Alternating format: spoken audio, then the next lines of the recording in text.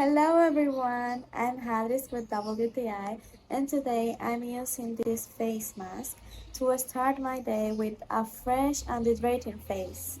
It's from the brand Ebanel and I want to show you.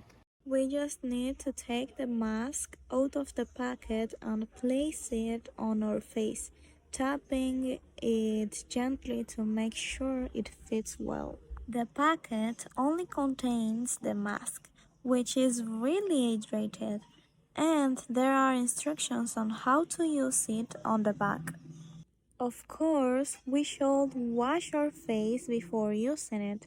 After uncovering it, we carefully unfold it to enjoy what it has for our skin.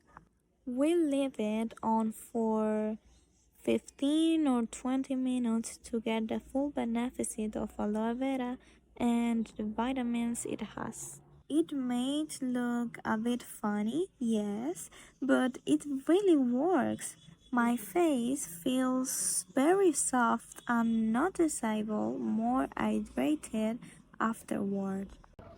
And that's my point of view.